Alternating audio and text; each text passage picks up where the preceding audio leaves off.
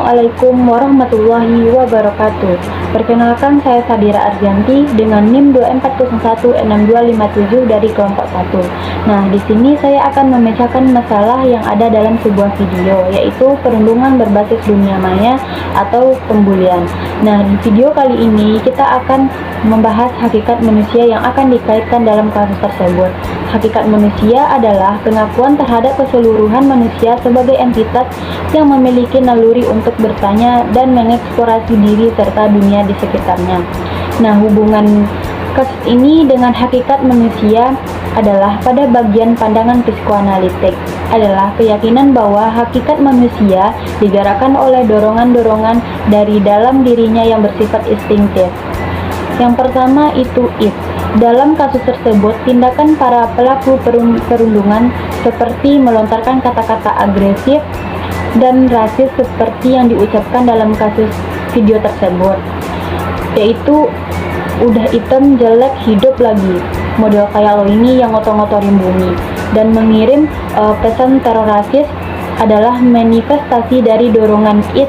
Lalu dorongan ini bisa berupa keinginan untuk mendominasi. Yang kedua itu superego. Dalam kasus bully tersebut, perilaku terjadi adanya kegagalan fungsi superego pada pelaku. Superego yang kuat seharusnya mencegah tindakan menyakiti orang lain karena melanggar nilai-nilai sosial dan nilai moral atau anti perundungan. Ketiadaan rasa bersalah atau penyesalan tindakan menunjukkan bahwa superego pelaku lemah sehingga dorongan agresif dari id tidak berhasil dicegah. Dan yang ketiga adalah ego. Ego pelaku gagal menjalankan fungsinya sebagai mediator yang sehat daripada menyalurkan dorongan agresif ke dalam tindakan yang konstruktif atau sosial yang diterima. Ego justru membiarkan atau bahkan merasionalisasi tindakan bully tersebut. Ego bisa dimanfaatkan anonimitas atau jarak digital sebagai realitas yang tradistori, di mana konsekuensi sosial atau rasa malu hukuman dirasakan kurang nyata dibandingkan bully secara tatap muka. Solusinya adalah ego harus diperkuat untuk menjadi regulator yang realistis, bertugas menyalurkan agresi id ke dalam aktivitas serta menyadarkan pelaku pada konsekuensi nyata dari pernyataannya.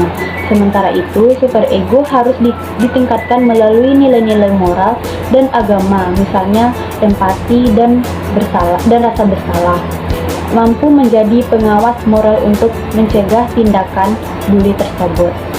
Sekian, wassalamualaikum warahmatullahi wabarakatuh. Saya Muhammad Atta Syahban dengan NIM 25053098. Saya dari kelompok 1. Izin kepada Ibu Febriani sebagai dosen pengaku di mata kuliah DDIP.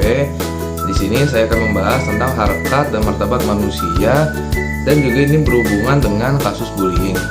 Harkat dan martabat manusia merupakan pengukuhan terhadap nilai luhur ataupun penghormatan yang dimiliki oleh setiap individu manusia.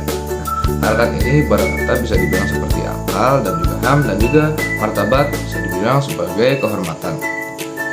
Di sini untuk kasus pembulian sudah termasuk melanggar martabat, karena kita sebagai manusia ini istimewa dan juga sempurna, dan juga kita berbeda-beda dengan yang lain. Dan setelah itu tidak sadar diri dan juga tidak berempati. Kehilangan sadar diri kita sebagai manusia, kita sama-sama memiliki kekurangan, tetapi kita malah menyalahkan orang lain dan melampiaskannya kepada orang lain. Setelah itu hati nurani ini sebagai pembangkit kemanusiaan. Kalau kita mempunyai hati nurani, sudah pasti kita memiliki kemanusiaan yang tinggi, dan juga tidak akan terpikirkan kita ingin membuli orang lain. Setelah itu, perpaduan antara akal dan hati nurani ini bisa menjadi solusi bagi kita untuk menghadapi kasus bullying.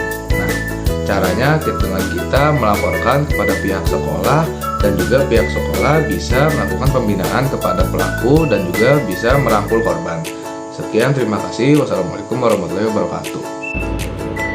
Assalamualaikum warahmatullahi wabarakatuh. Perkenalkan, nama saya Zikra Dara dengan NIM 24332060. Di sini saya akan membahas tentang harkat martabat manusia dan hubungan kasus cyberbullying yang ada di video. Namun di sini saya akan membahas poin keempat dan kelima, yaitu pelanggaran terhadap moral dan tanggung jawab. Kasus ini adalah perwujudan nyata dari pelanggaran moral. Yang pertama, tindakan moral pelaku melontarkan kata rasis seperti hitam, jelek, mungkin itu di menit 06, dan teror rasis melalui pesan di menit 0053. Merupakan pelanggaran etika yang secara total menggugurkan martabat kemanusiaan korban dan pelaku. Yang kedua, ada kasus cyberbullying. Ini juga mencerminkan upaya mengelak tanggung jawab. Video menjelaskan bahwa cyberbullying rentan dilakukan dengan pelaku yang anonim. Itu mungkin tertera pada menit 302, yang merupakan ciri khas pelaku untuk menghindari konsekuensi hukum atau sosial atas perbuatannya. Yang kelima, yaitu penyalahgunaan kebebasan dan pelanggaran hak korban.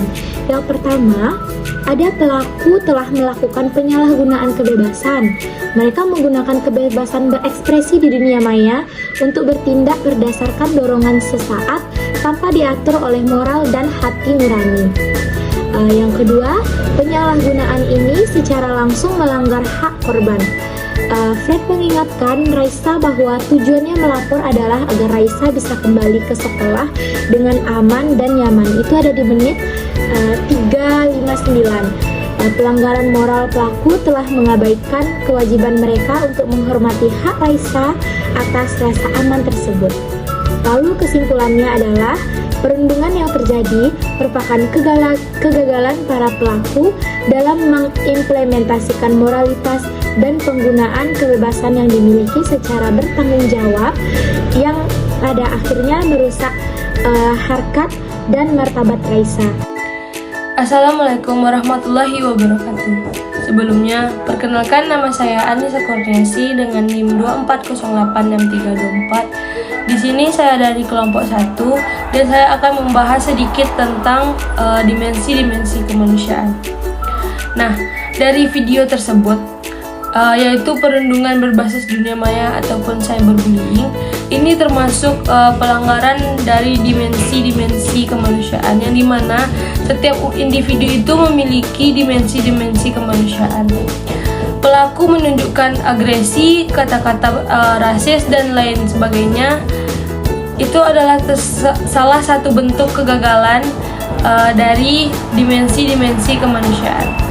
Nah, yang pertama yang kita bahas yaitu dimensi keindividualan. Dimensi keindividualan ini menekankan manusia sebagai individual yang unik, individual yang memiliki kesadaran diri, memiliki harga diri, dan memiliki tanggung jawab atas potensi dirinya. Nah, dari video yang kita lihat, pelaku cyberbullying ini menunjukkan kegagalan pada pengembangan potensi dirinya ke arah yang positif. Yang pertama, kita lihat dari minimnya kesadaran atas tanggung jawab moral dari tindakannya. Yang kedua, pelaku menggunakan kebebasan individualnya untuk merusak hak orang lain, yang mana perilaku tersebut mengarah kepada pengembangan diri yang negatif, bukan yang positif. Dari kata-kata serangan yang dilontarkan oleh pelaku kepada korban, seperti hitam, jelek, orang kayak lo, dan lain sebagainya, itu secara langsung sudah merusak harga diri korban, karena korban merasa takut untuk berinteraksi dengan dunia luar dan sekitarnya. Dimensi yang kedua yaitu dimensi kesosialan, yang dimana kita itu adalah makhluk sosial yang saling membutuhkan satu sama lain. Nah, kita tuh harus bisa berinteraksi dan menjalin hubungan secara harmonis, saling membantu, saling menghargai perbedaan satu sama lain untuk menciptakan kebahagiaan bersama. Nah, dari kasus cyberbullying ini, si pelaku menunjukkan bahwa hubungan yang tidak harmonis antara makhluk sosial, karena si pelaku tidak menghargai perbedaan satu sama lain, misalnya dikatain hitam, dikatain jelek dan lain sebagainya, yang membuat hubungan antara makhluk sosial itu tidak seimbang gitu, tidak saling menghargai satu sama lain. Karena pelaku yang cyberbullying ini membuat si korban merasa tidak nyaman berinteraksi di luar dan menciptakan suasana yang tidak damai dan tidak tentram bagi korban untuk melakukan interaksi seperti biasanya. Assalamualaikum warahmatullahi wabarakatuh. Perkenalkan, nama saya Wandi, NIM 2408 Saya dari kelompok 1 akan melanjutkan presentasi dari teman saya, yaitu Nisa Miasi, yaitu bagian ketiga, dimensi kesusilaan moralitas. Dimensi ini berkaitan dengan nilai-nilai susila moral yang menjadi ukuran baik dan berurut suatu perilaku. Itu terbagi dua: kegagalan kata hati, tindakan perilaku yang dengan sengaja melontarkan hinaan, rasis dan menyerang. Dalam kehidupan ini kita bisa mencontohkan seperti dalam permainan sepak bola, seperti Vinicius dalam itu klub Real Madrid, dia kena rasis dan dihina oleh fans. Yang kedua, pelanggaran nilai susila. Cyberbullying adalah tindakan yang buruk dan bertentangan dengan nilai-nilai kebaikan dan kemuliaan. Dalam kehidupan ini kita tidak boleh menilai seseorang itu dengan buruk atau suudzon. Yang keempat yaitu dimensi keberagamaan, religiositas. Dimensi ini memandang manusia sebagai makhluk religius yang tunduk dan patuh kepada Tuhan Yang Maha Esa. Terbagi dua, yaitu gagal menjaga amanah khalifah. Sebagai khalifah pemimpin di muka bumi, manusia wajib menjaga ketentraman dan kesejahteraan. Dalam kehidupan sehari kita bisa mencontohkan kepada pemimpin kita. Kita sudah memilih dan memberi kepercayaan kepada pemimpin, tapi tidak semua pemimpin yang bisa memenuhi amanah. Yang kedua yaitu melanggar kepatuhan vertikal. Semua agama mengajarkan untuk menyayangi dan menghormati sesama ciptaan Tuhan. Dalam kehidupan sehari kita bisa mencontohkan seperti menghargai semua orang tua dan sesama teman, dan bisa juga dalam seperti dalam kehewan kita tidak boleh mengganggunya. Sekian presentasi dari saya. Nah, selanjutnya kasus yang kedua yang akan dikaitkan dengan hakikat ilmu pendidikan. Di sini saya akan mengkaitkan kasus tersebut dengan hakikat ilmu pendidikan dan akan dijelaskan nanti juga dengan teman-teman saya. Hakikatnya pendidikan adalah usaha sadar dan terencana untuk mewujudkan suasana belajar dan proses pembelajaran agar peserta didik secara aktif menyamakan potensi dirinya. Yang pertama yaitu pelanggaran terhadap hakikat dan tujuan pendidikan. Dalam teks teori disebutkan bahwa pendidikan adalah usaha sadar dan terencana untuk mewujudkan suasana belajar agar peserta didik secara aktif menyamakan potensi dirinya. Kasus korupsi pengadaan laptop ini merusak perencanaan yang seharusnya ditunjukkan untuk kepentingan siswa. Alokasi dana yang seharusnya digunakan untuk memfasilitasi digitalisasi pendidikan agar potensi siswa berkembang justru disalahgunakan menghambat tercapainya tujuan pendidikan nasional untuk mencerdaskan kehidupan bangsa. Lalu yang kedua, pengkhianatan terhadap sosok pendidik dan keteladanan. Teori dari Dirayakara dan Ki Hajar Dewantara menekankan bahwa pendidikan adalah proses memanusiakan manusia atau humanistik, dan pendidik harus menjadi teladan. Para tersangka termasuk mantan pejabat tinggi dan konsultan seharusnya menjadi tokoh identifikasi atau teladan dalam sistem pendidikan, melakukan korupsi dalam program hak anak-anak untuk mendapatkan fasilitas belajar yang layak, yang bertentangan dengan prinsip memanusiakan manusia muda.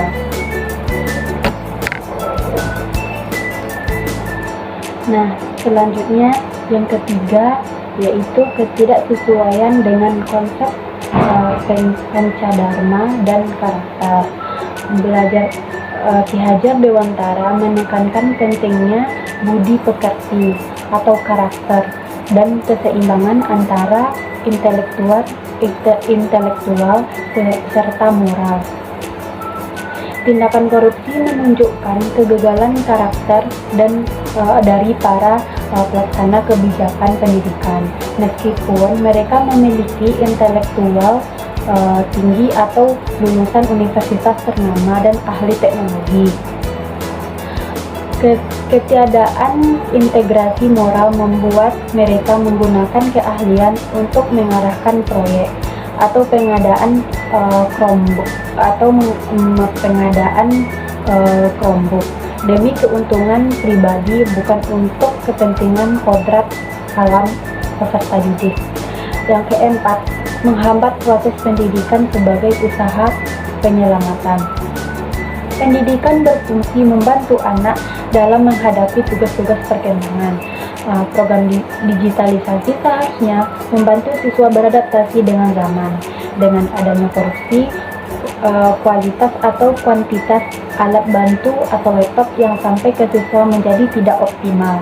Hal ini menghambat proses kemanusiaan dalam konteks kehidupan bermasyarakat karena akses teknologi yang seharusnya merata menjadi terganggu oleh praktik kolusi.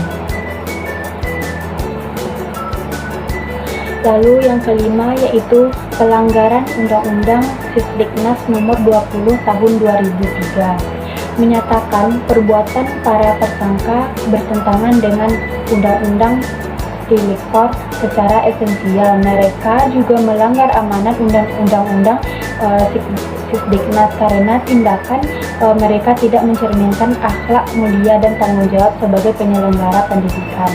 Nah, solusi utamanya adalah penguatan integritas struktural dan transparansi digital dalam tata kelola pendidikan, di mana setiap kebijakan pengadaan wajib melewati pengawasan ketat yang independen agar alokasi dana benar-benar kembali pada hakikatnya, yaitu memfasilitasi perkembangan potensi peserta didik sesuai amanat Undang-Undang Sisdiknas dan nilai moral Ki Hajar Dewantara. Selanjutnya yang akan dijelaskan oleh teman-teman saya. Kita akan langsung membahas tentang materi tersebut. Ilmu pendidikan adalah disiplin ilmu yang mempelajari secara sistematis segala hal yang berkaitan dengan proses mendidik, mengajar, membimbing, melatih, serta mengembangkan potensi manusia agar bisa menjadi pribadi yang utuh. Hubungan dari korupsi ini yakni ilmu pendidikan berkedudukan sebagai pedoman dalam mengelola sumber daya pendidikan agar tepat sasaran bagi tumbuh kembang peserta didik, bukan sebagai sarana mencari keuntungan pribadi. Setelah itu, peranan ilmu pendidikan seharusnya menjadi landasan etis normatif dalam setiap kebijakan pendidikan. Kasus korupsi ini menunjukkan adanya pengabaian terhadap aspek normatif dan moral dalam penyelenggaraan pendidikan. Ketika pendidikan hanya dilihat sebagai proyek pengadaan alat atau praktis semata tanpa didasari nilai integritas, maka tujuan hakiki pendidikan untuk mencerdaskan bangsa akan terhambat. Solusi dari kasus ini adalah penyelenggara pendidikan harus kembali pada hakikat ilmu pendidikan yang mengutamakan etika dan tanggung jawab moral sebagai orang yang berpendidikan. Setelah itu, program digitalisasi pendidikan harus didasarkan pada kebutuhan pedagogis nyata atau empiris dan diawasi secara ketat melalui audit independen untuk mencegah penyalahgunaan wewenang. Dan juga yang terakhir, itu menanamkan nilai-nilai karakter tidak hanya kepada siswa, tetapi juga kepada seluruh birokrat dan konsultan pendidikan agar sistem pendidikan terjaga dan dari praktik korupsi. Sekian, terima kasih. Saya akan melanjutkan materi dari teman saya yang sebelumnya. Yang ketiga yaitu kegunaan ilmu pendidikan bagi praktek pendidikan. Teori dalam gambar menyatakan bahwa memahami teori pendidikan membantu seseorang mengetahui mana yang boleh dan mana yang tidak boleh dilakukan, guna menghindari kesalahan dalam praktek. Hubungan kasusnya ada pada detik 19 para tersangka termasuk mantan pejabat tinggi seharusnya menggunakan ilmu pendidikan dan regulasi sebagai tolak ukur keberhasilan tugas. Namun, mereka justru melanggar pasal 2 dan pasal 3 Undang-Undang Tipikor, yang berarti mereka gagal menjalankan fungsi pendidikan. Lalu ada yang keempat, dampak terhadap nasib anak manusia.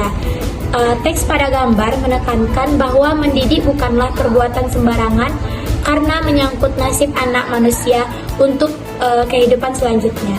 Hubungan kasusnya, korupsi pengadaan laptop untuk program digitalisasi pendidikan periode 2019 sampai 2022 secara langsung merugikan akses dan kualitas belajar anak-anak sekolah.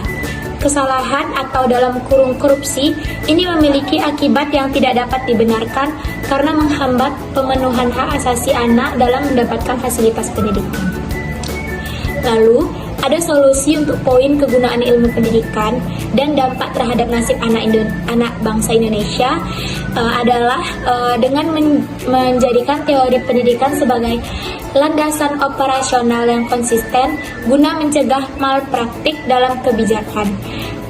Pemahaman teori secara mendalam memungkinkan para pengambil kebijakan memiliki keyakinan diri dan arah tujuan yang jelas, sehingga program pendidikan tidak lagi dijalankan secara sembarangan, melainkan berdasarkan prosedur yang manusiawi.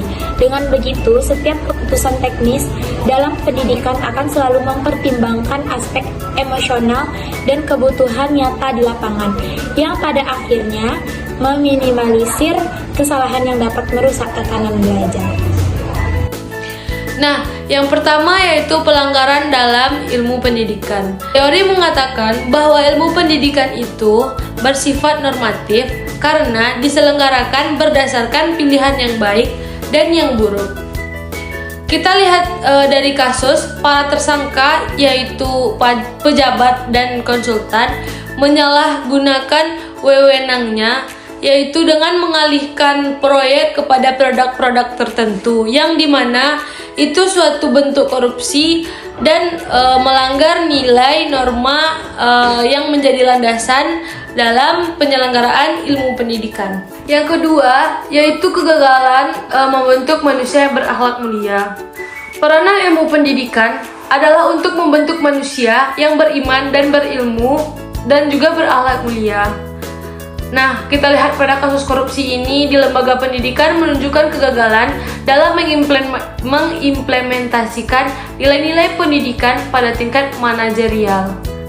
Pelaku di sini memiliki pendidikan yang tinggi, contohnya seperti lulusan ITB, S2 luar negeri, dan lain-lain. Memiliki ilmu yang tinggi atau bisa kita bilang berilmu, namun gagal dalam aspek akhlak mulia karena mereka itu merugikan negara dan mementingkan kepentingan pribadi dan juga kelompok mereka. Nah, yang ketiga kita masuk yaitu penghambatan upaya memanusiakan manusia. Pendidikan adalah upaya untuk memanusiakan manusia itu sendiri dan mengembangkan potensi manusia itu juga. Kasus korupsi ini kita lihat dana yang seharusnya digunakan untuk memfasilitasi siswa justru dikorupsi karena kepentingan mereka yang kita tidak tahu untuk apa. Hal ini justru menghambat akses siswa terhadap teknologi karena yang seharusnya dapat fasilitas sekarang jadi terbatas fasilitasnya. Bahkan ada juga yang mendapatkan fasilitas yang bisa dibilang kurang layak untuk pendidikan. Solusi utama untuk memperkuat sistem integrasi pendidikan ini bisa dengan mengintegrasikan transparansi tata kelola atau proyek pengawasan digital yang ketat untuk memastikan sarana dan prasarana di sekolah itu tercukupi dan terfasilitasi. Kita juga harus memastikan bahwa fasilitas-fasilitas yang diberikan itu bisa sampai ke tangan siswa dan itu adalah bentuk upaya dalam memanusiakan manusia. ini juga harus diambil kebijakan agar korupsi ini tidak merajalela lagi, dan upaya untuk memanusiakan manusia itu terjalankan, dan kepemimpinan yang bebas dari korupsi. Baik, saya akan menyampaikan materi yaitu pelanggaran terhadap UU No 20 tahun 2003. Video hubungan kasus yaitu video menyebutkan para tersangka dijerat dengan UU Tipikor karena tindakan mereka bertentangan dengan prosedur pengadaan negara. Secara filosofis, korupsi di sektor ini mengkhianati amanat UU Sisdiknas yang bertujuan mencerdaskan kehidupan bangsa secara jujur dan berkeadilan. Yaitu karena pemerintah kita kurang memperhatikan pendidikan, seperti guru tidak begitu mengajarkan anak-anak atau sekedar memberi tugas saja, tidak menjelaskan materi dengan secara singkat dan tidak mengerti, dan alat-alat perlengkapan sekolah kurang memadai. Yang kedua, yang kelima itu penyimpangan ilmu praktis. Kasusnya ketentuan pendidikan seperti petunjuk pelaksanaan pengadaan yang seharusnya dibuat untuk kelancaran praktik pendidikan di sekolah justru manipulasi untuk kepentingan korupsi. Ini adalah bentuk penyimpangan dari penerapan ilmu praktis yang seharusnya bertujuan mempermudah proses belajar mengajar.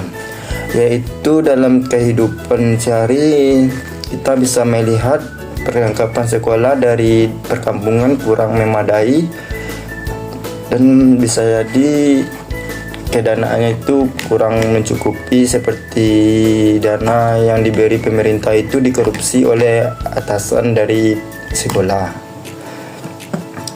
Solusi untuk mengatasi pelanggaran ini adalah dengan mempraktekkan sinkronisasi antara regulasi UU No 20 tahun 2003 dan implementasi ilmu praktis melalui sistem pengadaan yang bebas dari kepentingan pribadi.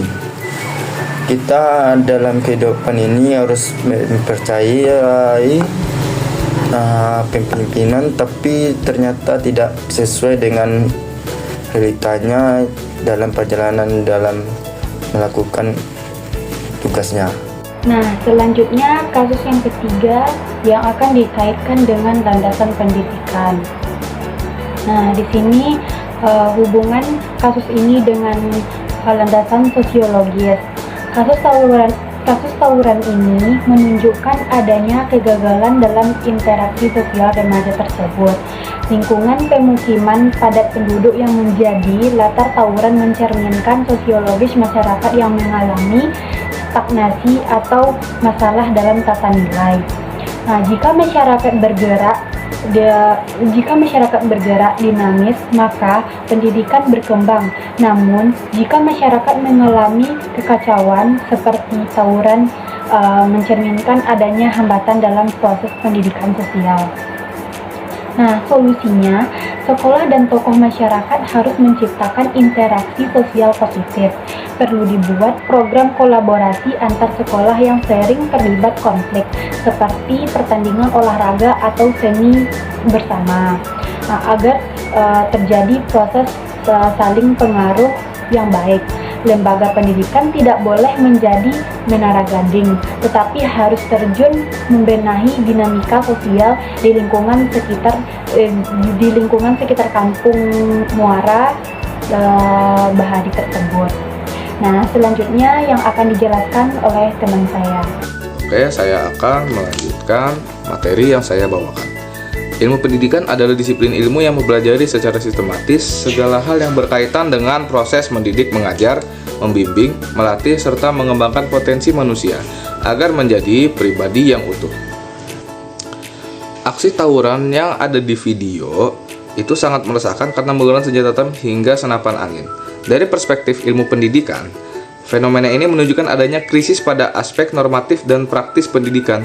Siswa gagal menginternalisasi nilai-nilai adab dan kontrol emosional, sehingga energi mereka tersalurkan pada perilaku agresi yang destruktif. Setelah itu, di kedudukan ilmu pendidikan, pendidikan memiliki kedudukan sebagai fondasi moral masyarakat.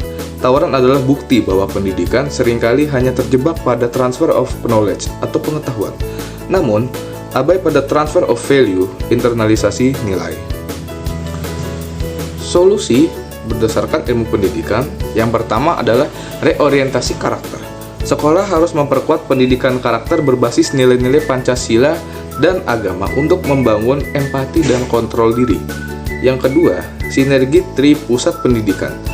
Perlu kerja sama intensif antar keluarga, sekolah, dan masyarakat untuk menutup ruang bagi perilaku menyimpang.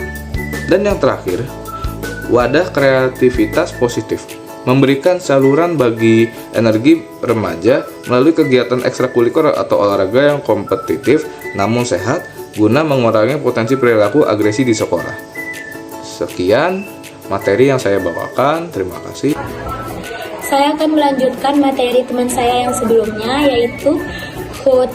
Hubungan dengan landasan religius dan karakter. Dalam halaman 62-63 disebutkan bahwa pendidikan agama adalah penyangga nilai-nilai dan sistem kontrol dalam pembentukan karakter.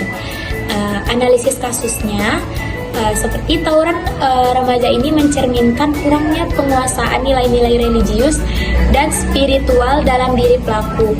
Teks menyatakan bahwa penerapan pendidikan sekuler materialistik melahirkan kualitas sumber daya manusia yang rendah dan buruknya kehidupan masyarakat.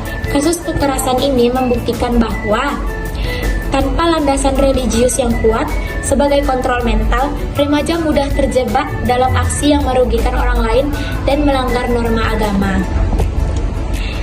Adanya solusi secara religius dan karakter tercatat dalam halaman 63. Agama harus menjadi sistem kontrol dan bukan hanya sekedar pendidikan formal. Solusi internalisasi nilai spiritualnya, pendidikan agama tidak boleh hanya hafalan, tetapi harus menyentuh aspek pengendalian diri dan akhlak mulia.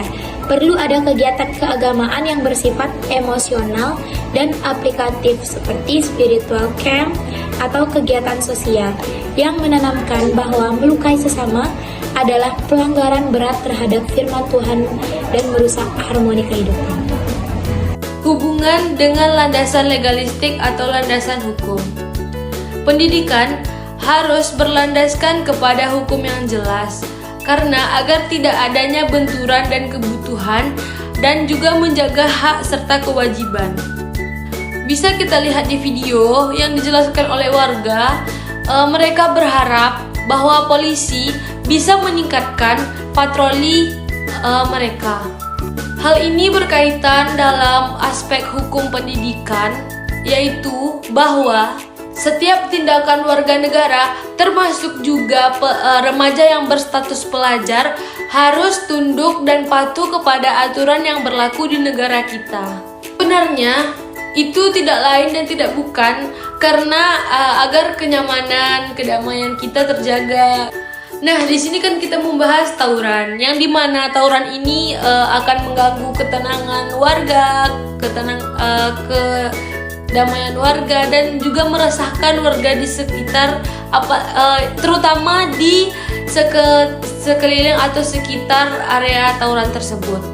Nah, tawuran ini adalah bentuk pelanggaran yang menunjukkan bahwa pendidikan dalam menanamkan kesadaran hukum ini atau legalistik ini belum tersampaikan sepenuhnya kepada para pelaku tawuran.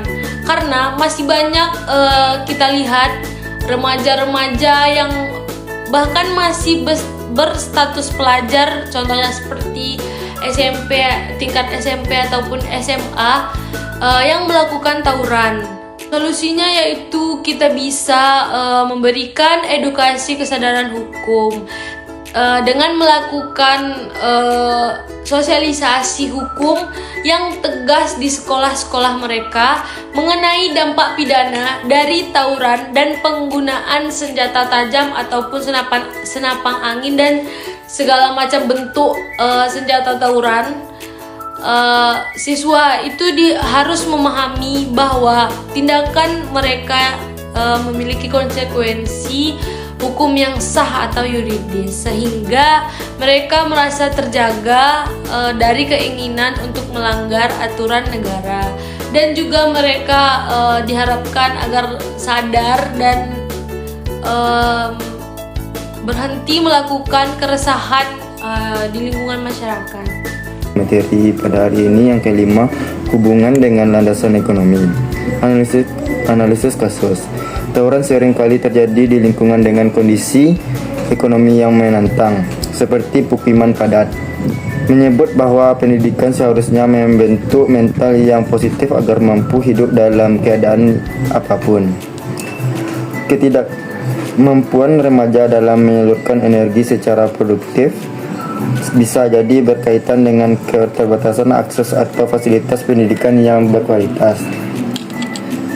Bisa kita lihat pada pemukiman perkotaan yang cukup sangat padat, terjadilah aksi-aksi remaja yang tidak masuk sekolah, bolos, atau karena terpengaruh dari lingkungan luar, terjadinya tawuran. Itu penyebabnya kurangnya perhatian dari orang tua dan pemerintah. Yang selanjutnya, secara produktif bisa jadi berkaitan dengan keterbatasan akses atau fasilitas pendidikan yang berkualitas di lingkungan ekonomi mereka. Misalnya dalam fasilitas olahraga kurang mencukupi untuk melakukan kegiatan berolahraga pada sekolah, terjadinya kebolosan dalam olahraga. Terjadinya pelencengan dalam pemikiran, jadinya tawuran. Solusi secara ekonomi, pendidikan kecakapan hidup. Tawuran sering terjadi di lingkungan padat. Sekolah bisa bekerja sama dengan pihak wirausaha. Sistem ganda untuk memberikan pelatihan kerja atau kewirausahaan. Jika remaja mereka memiliki peluang masa dan ekonomi yang cerah, mereka akan lebih takut kehilangan masa depan hanya karena terlibat tawuran. Solusi itu bisa jadi kita simpulkan, yaitu saat pulang sekolah diberi les seperti belajar berbengkel, belajar bagaimana cara membuat alat ini, dan lain-lainnya. Sampai situlah video pada saya sampaikan hari ini. Assalamualaikum warahmatullahi wabarakatuh.